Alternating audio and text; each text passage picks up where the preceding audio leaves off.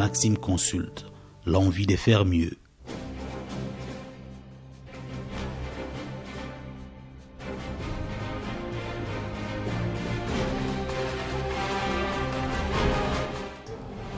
Bon, je ne sais pas si le bureau de l'Assemblée nationale va vider la proposition. Ce qui est sûr, c'est que après avoir organisé de manière impeccable et même particulière les débats sur 3 jours où tous les députés ont eu à intervenir et nous avons eu du temps pour répondre aux députés, la loi a été déclarée recevable. Et il était entendu que pour une approche beaucoup plus cohérente, les options issues des différentes discussions devaient être levées par la plénière avant que nous puissions aller au niveau, n'est-ce pas, de la commission PAJ. Et cette approche un peu informelle ou particulière, consensuelle, pour nous devait aussi se passer dans la transparence. C'est-à-dire que les différents groupes devaient se réunir autour de nos 18 thématiques et il était même prévu que nos amis de l'opposition qui étaient sortis soient invités pour présenter leurs propositions. Et à l'issue de ce travail de mise en commun, travail au cours duquel nous, G13, on aurait pu être invités comme députés pour participer, nous n'avons pas été conviés à ce travail-là. Ce travail a été fait en dehors de la plénière. Et lorsqu'ils sont venus en plénière, le groupe Union Sacrée notamment avait déjà dégagé des options. Et le président avait institué une méthode selon laquelle chaque groupe devait présenter les options retenues. Et après, il y aurait vote. Nous, au niveau de G13, nous avons dit que cette procédure n'était pas équilibrée.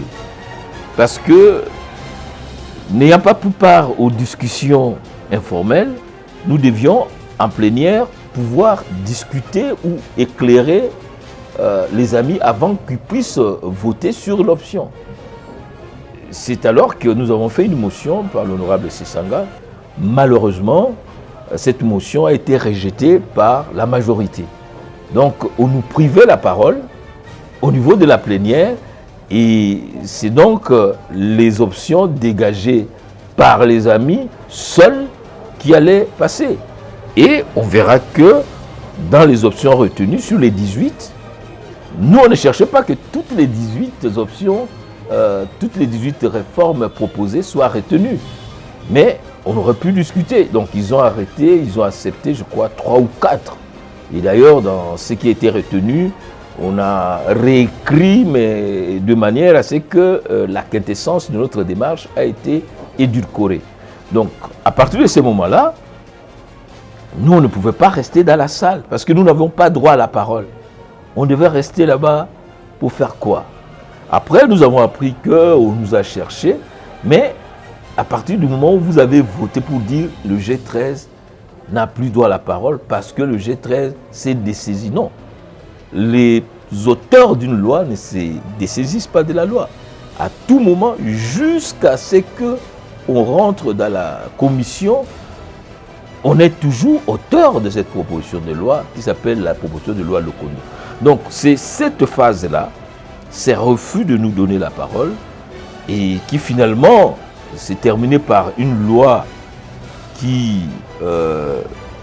présente de nombreux déséquilibres sur les propositions que nous avons faites, qui fait que nous sommes un peu en retrait par rapport à tout ce qui s'est fait maintenant au niveau de l'Assemblée et au niveau de la plénière.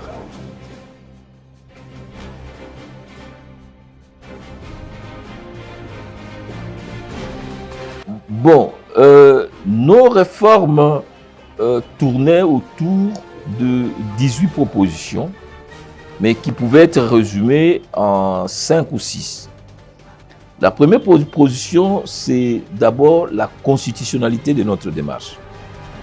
Nous avons tenu dans toutes les options que nous avons proposées qu'on ne touche pas à la Constitution. D'abord parce que la Constitution contient un certain nombre de verrous substantiels qui exigent une plus large recherche de consensus. On n'a plus beaucoup de temps. Je prends par exemple, il y avait une demande forte de l'opinion pour que les gouverneurs ou les sénateurs soient élus au suffrage universel. Il y avait des demandes sur le retour de 2 tours. Mais ce sont des questions qui exigent que la Constitution soit touchée. Nous avons essayé d'éviter. Nous avons voulu que les systèmes politiques soient vraiment représentatifs, soient légitimes et soit les résultats des élections soient le reflet de la volonté des électeurs. C'est pourquoi nous avons proposé la substitution du seuil de répartition qui se faisait dont les calculs n'étaient pas clairs par un seuil de recevabilité, c'est-à-dire, puisque nous voulons avoir de grands ensembles, il est important que les regroupements et les partis politiques présentent au moins 300 candidats, c'est-à-dire 60% sur le plan national. Comme ça, ça va pousser les partis à se regrouper. Donc nous avons demandé la suppression du seuil de répartition, sa substitution par la seuil de recevabilité. Ça a été accepté par les amis. Un troisième élément que nous avons proposé, c'était le passage du régime proportionnel qui amène à l'émiettement de notre système politique. Nous avons dit par exemple qu'il n'y a que 4 ou 6 partis qui ont plus de 10 députés à l'Assemblée. Et parmi ces 10 partis, aucun parti congolais n'est représenté dans les 26 provinces. Le PPRD, avec tous les moyens qu'il avait, n'est représenté que dans 23 provinces. Le deuxième parti qui vient à notre représentation provinciale, c'est l'MLC sur 10 provinces. L'UDPS n'a des élus que sur 9 provinces.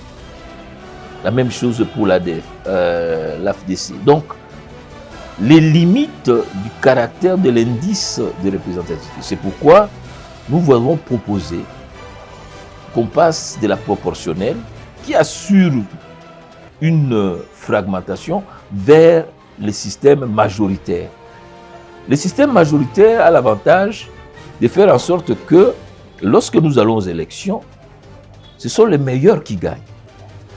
On ne va pas laisser quelqu'un qui a 40 000 voix pour aller chercher celui qui a 400 voix au nom de soi-disant justice représentative des partis politiques. La population ne comprend pas et la population nous accuse. Il dit ce sont des députés nommés. Et nous avons donné des exemples. Donc, après 3 cycles avec la proportionnelle, nous pouvons même remonter plus loin. En 1960, on a appliqué la proportionnelle. On a pu voir que les MNC Lumumba n'avait eu que 33 députés pratiquement sur le 160 autres. Donc le MNC Lumumba était obligé de faire des coalitions. Et notre système travaille avec des coalitions, mais des coalitions hétéroclites qui ne permettent pas d'avoir très rapidement un gouvernement, un premier ministre. Il faut chez nous au moins 6 à 9 mois pour que nous ayons un gouvernement. Comme on a changé le gouvernement 2 fois, ça nous a donné plus ou moins 1 année qu'on perd à créer Sur les 90 partis politiques qui sont représentés et regroupements politiques, 45 partis n'ont qu'un seul député. On ne peut pas faire une construction dans ces sortes, dans cette sorte de magma politique. Il faut donc, nous avons proposé qu'on aille à la proportionnelle, au scrutin majoritaire, qu'on laisse les systèmes proportionnels. Ils ont refusé. Ils gardent la proportionnelle. Nous avons proposé que un candidat ne soit pas à la fois candidat député national et candidat député provincial. Parce que lorsque vous gagnez et provincial et national, finalement vous allez sacrifier, très souvent on sacrifie l'élection provinciale, on laisse son suppléant. Et la qualité de notre démocratie provinciale est en baisse parce que la plupart des assemblées sont remplies de suppléants. Ça n'a pas été accepté par les amis. Nous avons insisté pour que il y a une sorte de immoralisation qui s'est faite dans notre système politique, qui peut se justifier par le fait que les députés se plaignent de leurs suppléants qui ne sont pas coopératifs.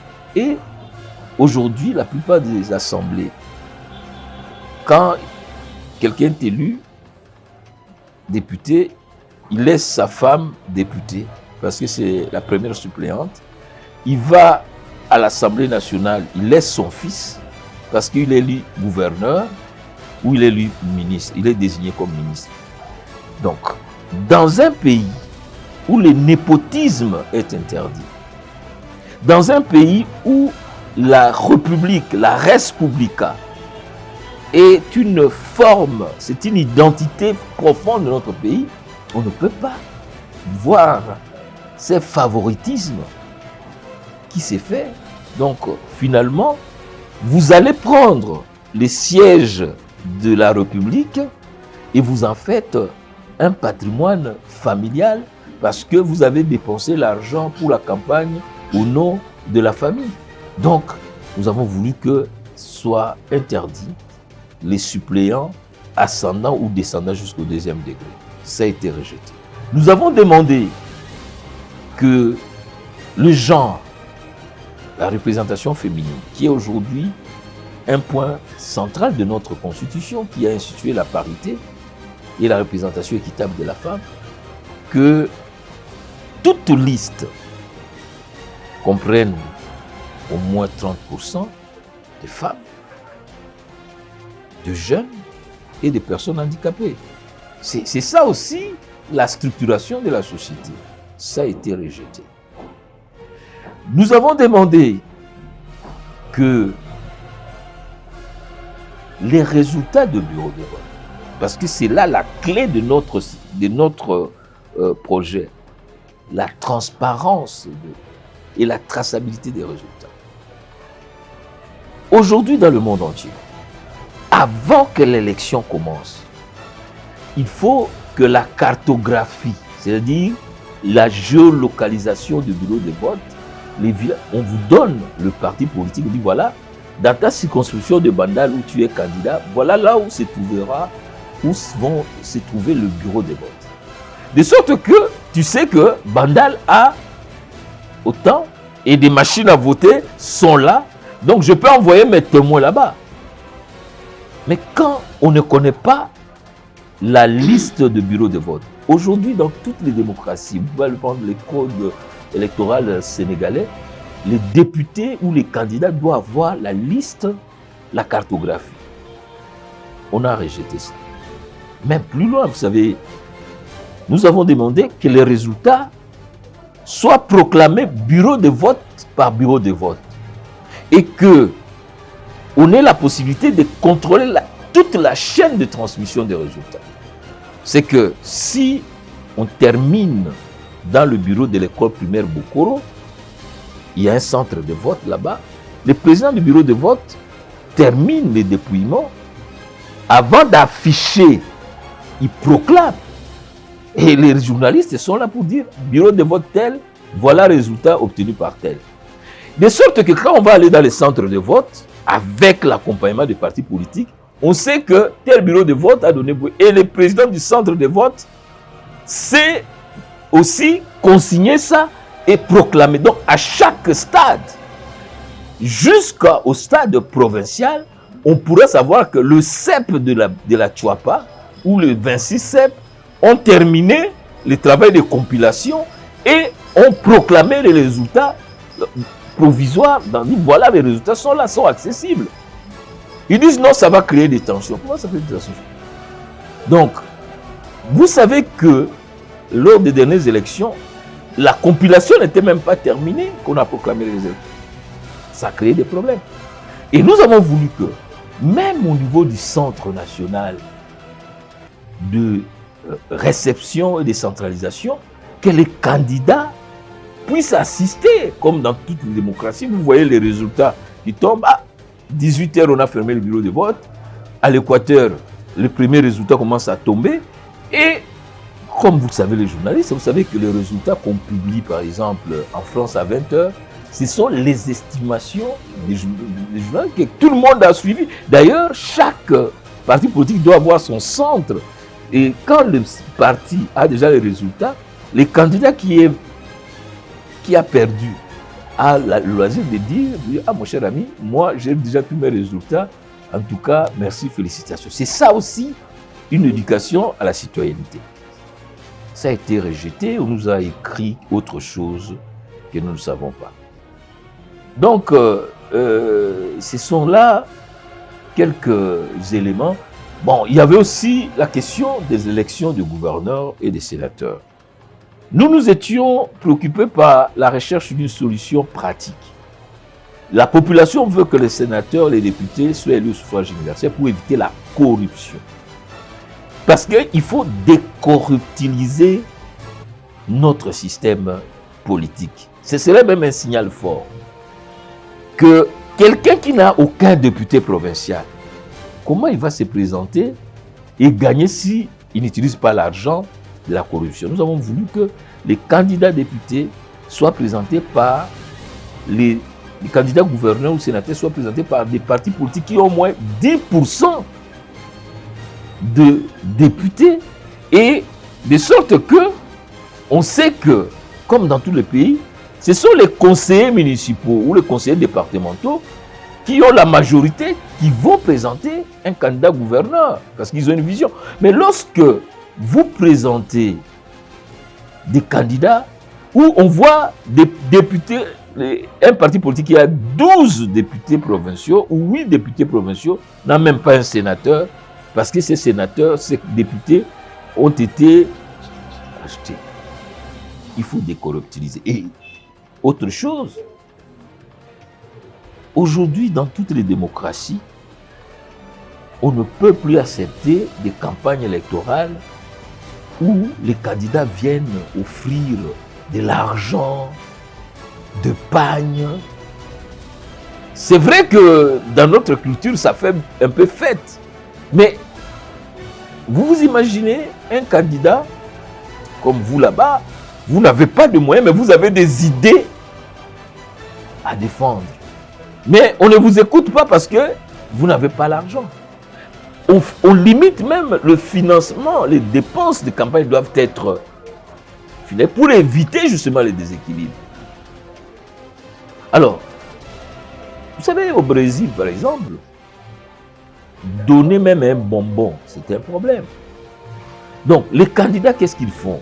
Dans d'autres pays, vous envoyez votre affiche qui est validée par la commission électorale ou la commission nationale des campagnes, à voter suivant les programmes.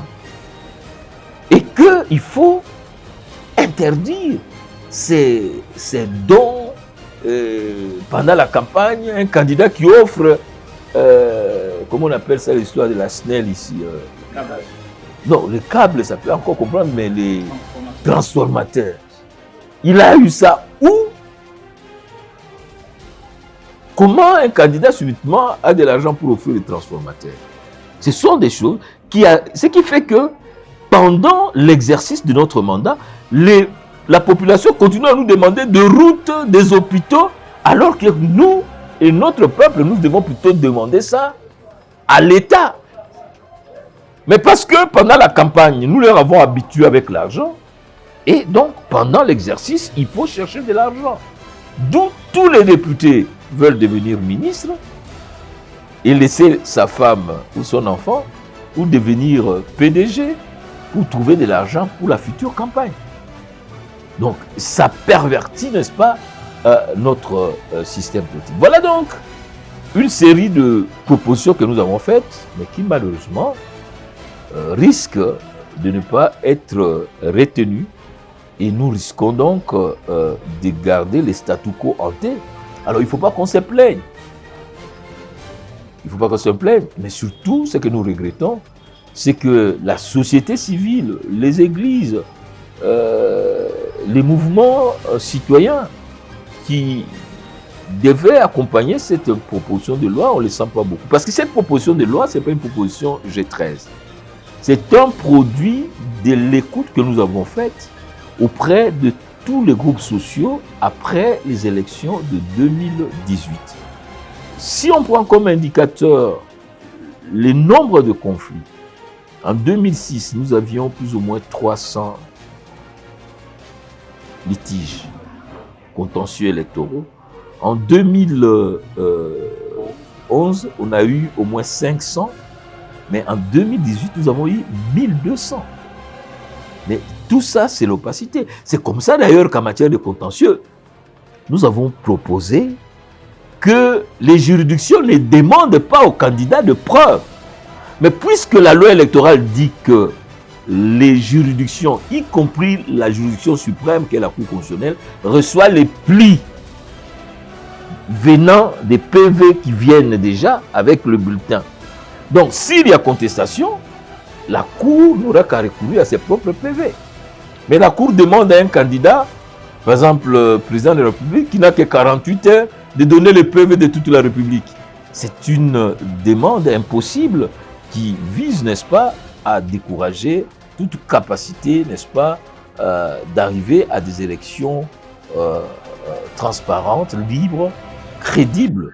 Parce que si nous n'avons pas des élections et que nous n'avons pas une structure, une loi électorale qui donne confiance à la population n'aura jamais confiance aux responsables politiques. Et quand il n'y a pas confiance, donc il n'y a pas légitimité. Quand il n'y a pas légitimité, il n'y a pas efficacité.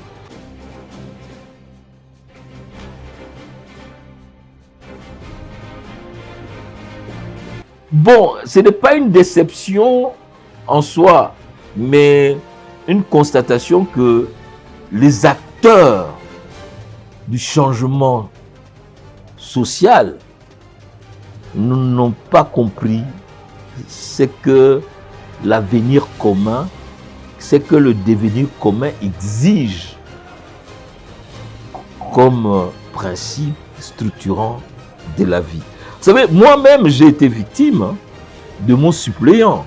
En 2011, j'étais parti à la CENI, j'ai été remplacé par une personne que j'avais choisie. Mais lorsque je voulais rentrer, il y a eu des résistances. Mais cela ne pousse pas à remettre en cause l'essentialité de ce qu'on appelle l'État, qui n'a rien à voir avec la parenté, qui n'a rien à voir avec la consanguinité.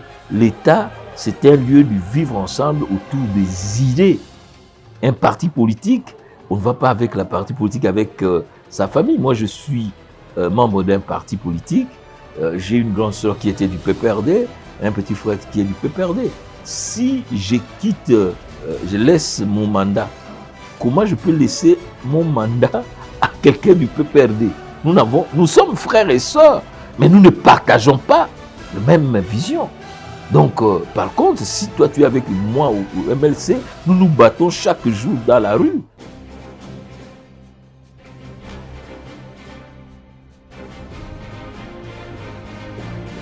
La Constitution congolaise, dans son préambule, dit que l'une des causes fondamentales de notre crise étatique est l'absence de légitimité des institutions et de leurs animateurs. En 2006, il y a eu contestation des résultats. En 2011, j'ai vécu dans ma chair moi-même la contestation des résultats. En 2018, il y a eu contestation des résultats. Pour que nous puissions sortir de cette crise répétitive, il faut que nous prenions le courage de faire des réformes. Mais si notre agir politique est dominé par la volonté de conserver le pouvoir, notamment au niveau de nous députés, et nous croyons que si nous laissons les choses telles qu'elles sont là, nous allons revenir. Mais c'est une illusion. Le taux de reconduction de ce qui reviennent est de 10%. Donc, les bonnes lois donnent de bonnes institutions. Et de bonnes institutions permettent le développement de la société.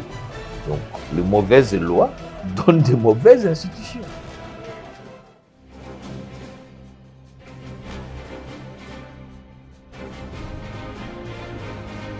Je ne crois pas qu'il faille réduire un problème aussi profond de notre gouvernance globale au nom d'un individu ou d'un groupe d'individus. Je mets ça au nom des résistances collectives au changement social. Oui, c'est que je dois vous dire que je suis sorti très marqué quand vous parlez du président Bosso. Prenons par exemple l'article 14 sur la parité. Il a voulu à tout prix que nous comprenions que la femme, notre fille, notre sœur, doit être prise en compte. Mais il n'a pas été suivi. Tout au long, les débats qu'il y a eu. Donc, ce sont des dérives systémiques d'une gouvernance anthropologique qui n'a pas encore intériorisé les valeurs de développement et de transformation sociale. Il y a encore du travail à faire.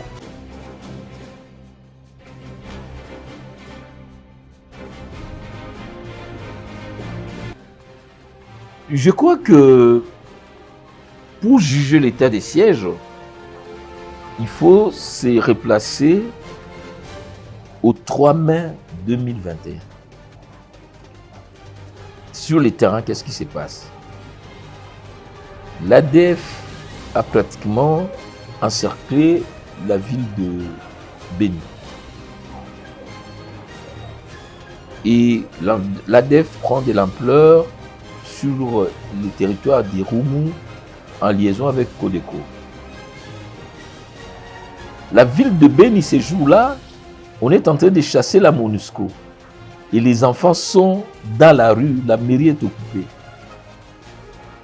À Goma, c'est pratiquement un affrontement, n'est-ce pas, au sein des assemblées provinciales entre les motions, les histoires. Donc l'état des sièges avait comme ambition deux objectifs, ce qu'on appelle état final recherché. Premier élément, restaurer l'autorité de l'État. Deuxième élément, éradiquer le groupe armé et mettre fin à la violence politique. Si on doit juger une année après plus ou moins 22 reconductions, nous, au niveau de la commission de défense, nous étions les premiers à faire une évaluation qui est d'ailleurs suscitée par tout le monde. La deuxième évaluation, nous l'avons faite, le bureau de la commission avec les ministres de la Défense. La troisième évaluation, et avec le ministre de la Défense, nous sommes allés sur le terrain. Voilà. Moi, personnellement, j'étais à Goma, Bunia, Beni, pour suivre cela. Causer avec toute la classe. La troisième évaluation, Nous l'avons fait avec le Premier ministre et la plupart des ministres qui sont impliqués. Donc, je peux modestement dire que c'est l'état des sièges. Sur le plan de la restauration de l'autorité de l'État, on peut dire quand même qu'il y a eu une évolution. C'est que à Bunia, il y a une administration, quoique militaire, qui fonctionne. À Beni, l'État réexiste, à minima. Si vous prenez la gouvernabilité territoriale, Goma, c'est vrai qu'il y a des actes de criminalité, il y a eu même un attentat. Dans le nord Kivu, Goma, les territoires de Walikale, les territoires de Massissi, c'est presque ouvert. Rutshuru, avec le retour de M23, il y a une partie qui ne marche pas. Lubero, c'est plus ou moins acceptable. Beni, on a repoussé ces groupes au-delà de Mbaou et ils ont perdu la plupart de leurs bastions. Ils sont allés vers les Touris, mais la pression existe encore de manière intensive autour de Beni. Du côté de l'Ituri, Mahagi, Aru, c'est plus ou moins gérable. La difficulté, c'est Djougou, Irumu, Mambasa. C'est là où l'ADF est en train d'évoluer. Donc, il y a du travail à faire. Du côté de l'intensification du contrôle de l'État sur l'ensemble du territoire et du côté surtout de l'éradication de groupes armés qui, manifestement, en termes de bilan, quand on voit le nombre de morts, le nombre de déplacés, ça n'a pas beaucoup baissé. Alors, nous sommes tous d'accord avec les prix Nobel de la paix, le professeur Mukwege, avec qui j'ai beaucoup d'estime et de respect et que je connais très bien. Il ne peut être que choqué. Nous tous sommes choqués quand on voit le nombre de morts qu'il y a eu dernièrement à la Codeco, à Djougou, 51 personnes, enfants massacrés comme ça gratuitement. Donc, il faut une réponse adaptée. Quelle est la réponse? D'abord, au plan administratif, il faut restaurer l'autorité sur l'ensemble du territoire. Deuxièmement, il y a sur le 130 groupes armés, il y en a au moins 115, si pas 120, qui attendent le processus de démobilisation et réinsertion. Les gens sont sortis même d'eux-mêmes pour aller dans les camps pour attendre le processus. Le processus, depuis plus de 6 mois ou plus, n'est pas encore lancé. Donc, ce qui fait que ces groupes armés sont encore là. Mais il y a une volonté. Maintenant, là où il faut taper, il faut taper. Et c'est là où il y a le problème de la puissance de feu, de la crédibilité de notre outil de défense pour déployer une vraie opération militaire et frapper les ADF, frapper les Codeco. Ce n'est pas normal que dans un pays, il y ait des groupes de gens qui se promènent avec armes et tuant librement. C'est inadmissible. Nous avons fait une opération de mutualisation avec l'Ouganda. Les résultats sont aussi relativement discutables. Donc, pour moi, et je sais ce que j'ai dit, il faut requalifier l'état des sièges pour que les gouverneurs ne soient pas des militaires à mi-temps. C'est-à-dire, la journée, ou une partie de la journée, ils cherchent les recettes, organiser les examens d'État. Non, ça, ce sont des questions civiles. on ne fait pas la guerre à mi-temps. La guerre se fait à plein temps, jour et nuit, qu'il pleuve ou qu'il neige. Donc il faut requalifier la réponse militaire de l'état des sièges, parce que les unités qui sont là, ce sont les mêmes unités qu'il y a 10 ans. Il faut de nouveaux équipements, des équipements adaptés à une guerre asymétrique. Vos militaires sont de braves, mais il faut les motiver, il faut les équiper, il faut les orienter. Voilà ce que moi j'en pense. Donc ce n'est pas une réponse simpliste. Bon, lèvons l'état des sièges. Si on lève l'état des sièges, il faut proposer les schémas alternatifs, parce que partir comme ça, c'est comme si vous acceptez la défaite. Non, il n'y a pas de défaite. Mais il y a nécessité de réorientation et de réqualification de l'opération militaire.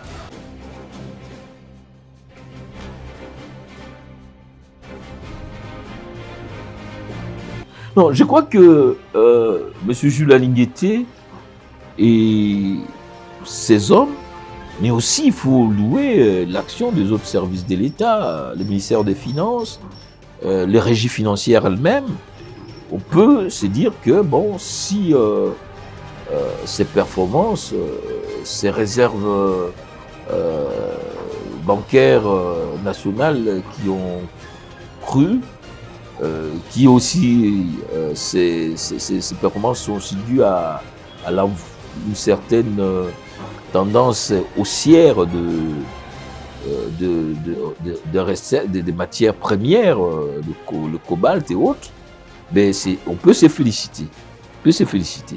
Et il faut féliciter particulièrement l'inspection qui aurait mis des patrouilles financières dans ces institutions pour essayer de canaliser les recettes. Mais il reste à faire que, bon, on est parti d'un budget qui avoisinait les 4 milliards à un budget qui peut arriver à 12 milliards.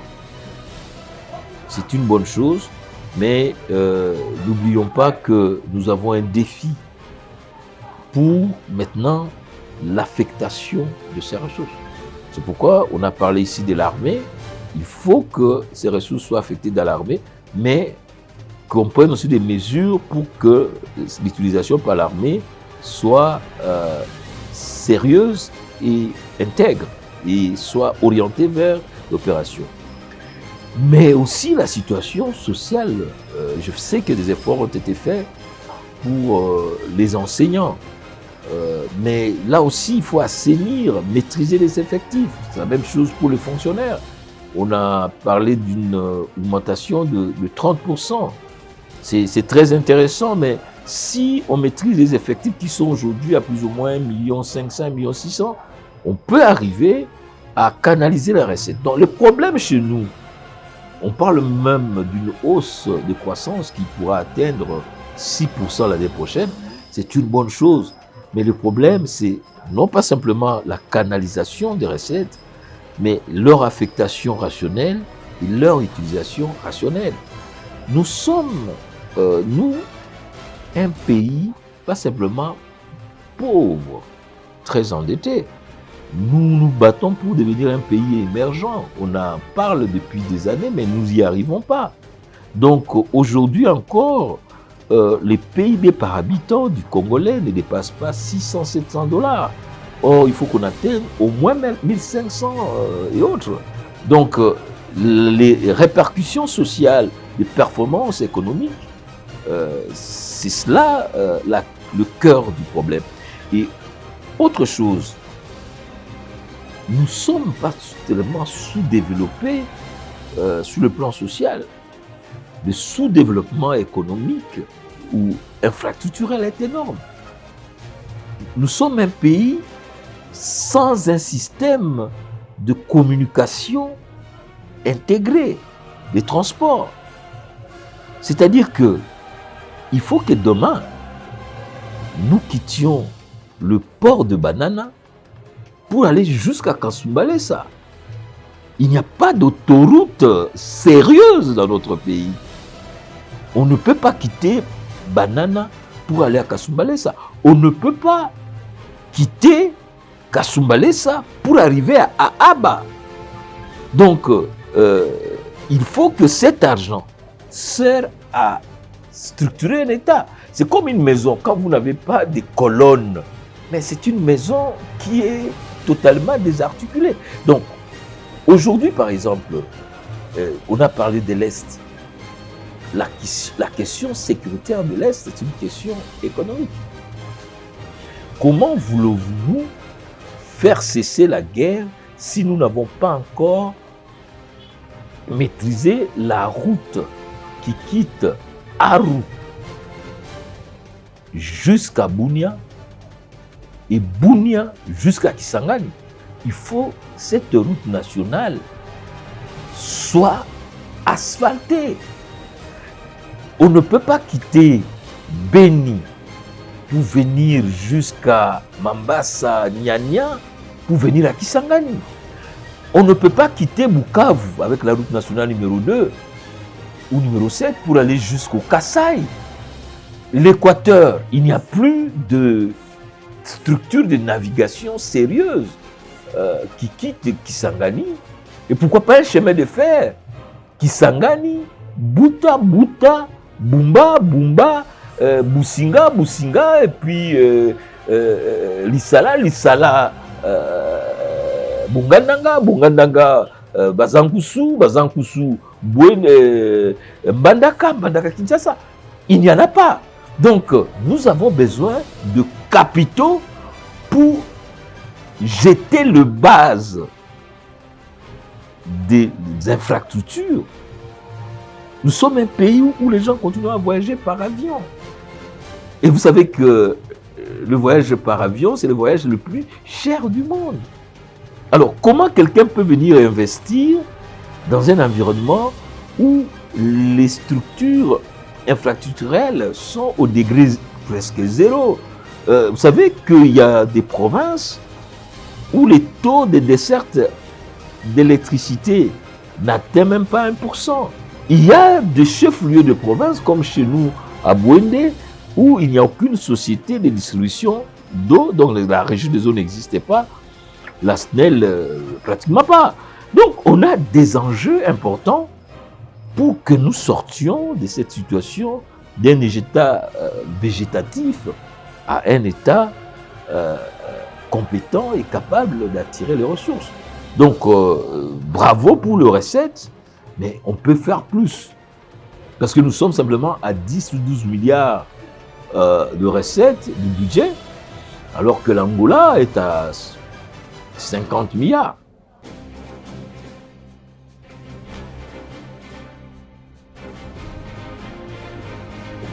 Il y a deux façons de lire cette question. La première lecture, c'est celle-ci. On a libéré les gens qui avaient réellement commis des actes de corruption et de détournement. Une autre lecture, c'est que la justice n'a pas fait correctement son travail, parce que si on arrive à donner aussi librement les libertés provisoires et que la Cour de cassation a demandé à une autre cour de reprendre le procès, c'est qu'il y a eu des déficiences dans l'instruction et dans l'administration de la justice. Mais l'essentiel, c'est que c'est ce que vous dites. La corruption est un cancer qui ronge cette société.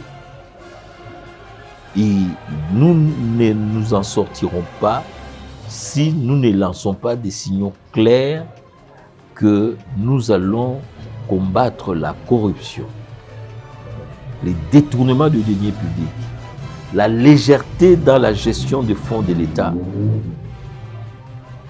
Et malheureusement, comme je vous ai dit, l'impunité est liée au favoritisme. D'ailleurs, pour Transparency International, le népotisme est une forme de corruption.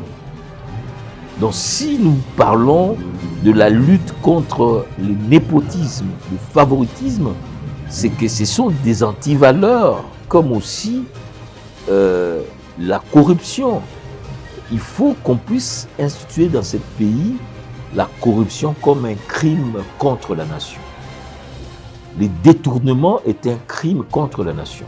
Nous avons aujourd'hui des militaires qui ne savent pas être motivés, être bien équipés parce que il n'y a pas de ressources ou les ressources sont détournées.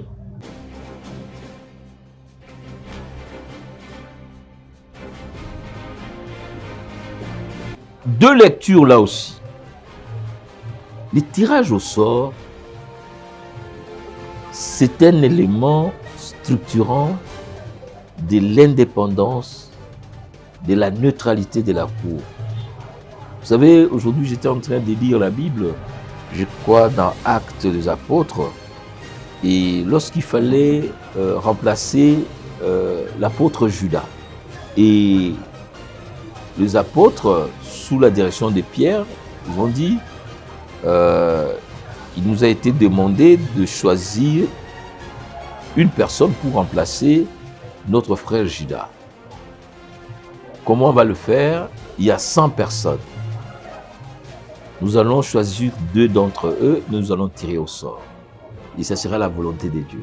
Donc la volonté de Dieu se manifeste par les tirages au sort. C'est un mode de suffrage qui date depuis Athènes et la Grèce antique et Rome. Maintenant, moi depuis 6 ans, 3 ans, j'ai toujours dit, faites les tirages au sort. En 2015, lorsque la cour a été mise en place, et 3 ans après, il fallait tirer au sort, qu'est-ce qu'on a fait? On nous a dit qu'il y a un juge qui est mort, donc on n'allait pas tirer au sort, et les 2 autres ont démissionné 2 minutes avant le tirage au sort. Ce qu'on apprendrait par d'autres sources serait un arrangement. Et donc, ceux qui ont remplacé le juge Baniakou, le juge Kalunda et le juge Sambo, apparemment, il n'y a pas eu tirage au sort. Première dérive. Lorsque on change le juge Kilomba et le juge Ouboulou, il n'y a pas eu de tirage au sort. Donc les juges Kalouba, le juge Kamouleta et je crois un autre juge sont venus sans qu'il y ait tirage au sort. Maintenant, le 3e tirage était devenu un bégaiement. Donc les juges ne voulaient plus tirer au sort. Et je crois que c'est sur cette base que le président aurait, à sa qualité, c'est ce que la présidence a dit, des garants de bon fonctionnement des institutions, y compris la justice, qu'on tire au sort. C'est que nous, moi je peux dire, c'est que si la Cour veut devenir une institution crédible, il faut revenir aux fondamentaux. Le respect de la Constitution, le respect des textes qui l'organisent. Si on s'amuse avec les textes, mais les textes finissent toujours par nous rattraper. Lorsqu'on dit que le magistrat qui représente le pouvoir judiciaire doivent être choisis par l'Assemblée plénière, il ne faut pas le faire par votre bureau, ce n'est pas la même chose. Et si on parle de tirage au sort, il faut y avoir un tirage au sort tel que prévu par le règlement, c'est-à-dire les greffiers, à la date. Et ça doit se faire comment? 1 mois avant la fin de la 3e année et 10 jours au plus tard. Donc il faudra que les juges, que les acteurs politiques, que les acteurs judiciaires intériorisent le principe structurant du jeu judiciaire. Il faut, comme je l'ai dit à Lubumbashi, il faut que nous devenions tous des homo juridicus. Et si nous ne sommes pas des homo juridicus, on tombe dans ces éléments et qui finalement, loin de nous amener la lumière, nous amène l'obscurité.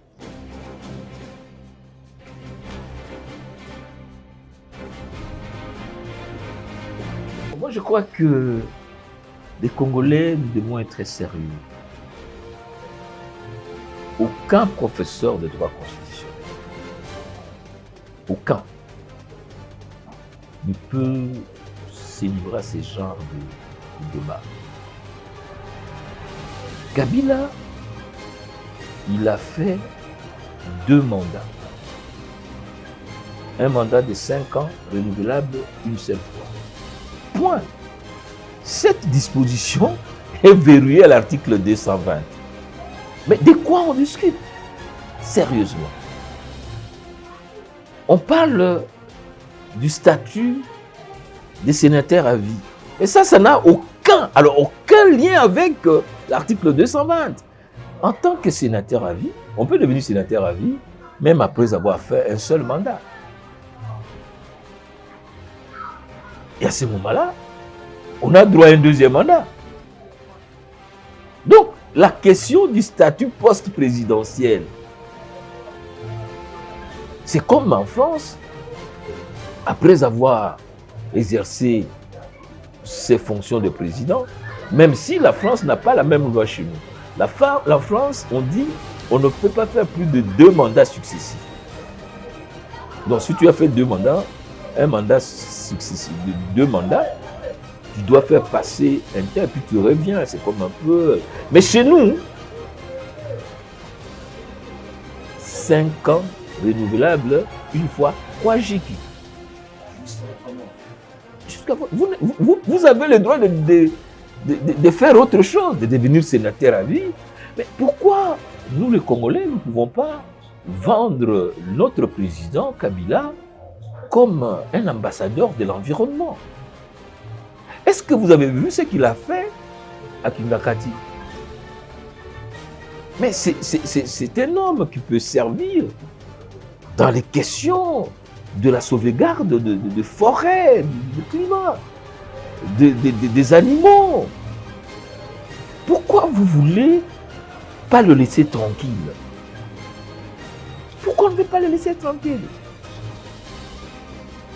Vraiment, moi, je suis étonné par cette fixation sur un père de famille qui n'aspire que à s'occuper de ses enfants. Je le vois parfois, on va les déranger, il est avec ses sandales ou ses pantoufles. Franchement, il faut être sérieux. Maxime consulte, l'envie de faire mieux.